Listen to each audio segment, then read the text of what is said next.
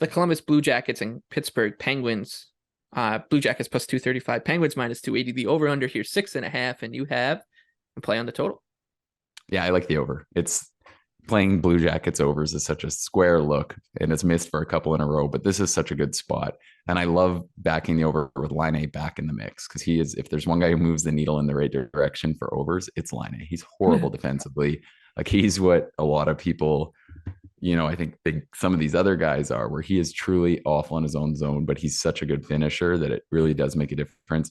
Columbus are showing some pretty strong signs of life offensively, but I don't see them shutting down this Pittsburgh side.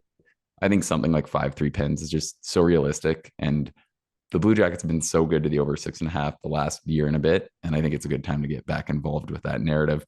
And before I finish, I think the next night I'll be watching for the exact same thing with the Sabres in the over. I've been loving where Buffalo's out at offensively.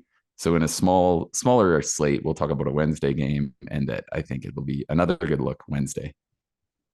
My favorite bet is Toronto. They're minus 115 in Dallas against the Stars, minus 105. Dallas is the over under 6.5. A lot of talk about Jason Robertson in this one. He's on fire, and Mitch Marner. They both have these crazy streaks going into it.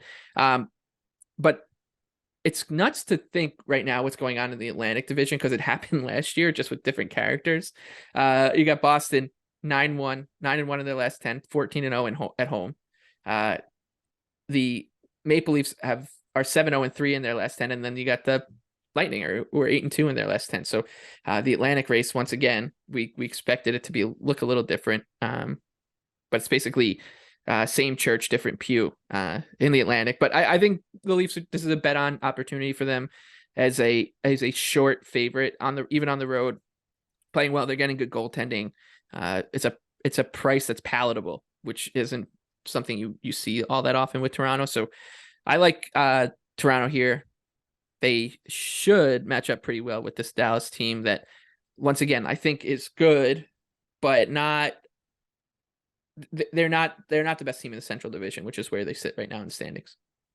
Yeah, I think it's very realistic that Toronto are just a better side. They're coming into this a little shorthanded, but I agree. I think it's a good time to get on them. I don't think I'm just being pro Leafs here. They have two lines that significantly move the needle. They don't have the Hintz, Robertson, Pavelski line, but I would still rather take two that are as potent as theirs. I think they're just a deeper, more talented side. They played a really good contest in Tampa. I hated that I articled that game, bet on Tampa Bay.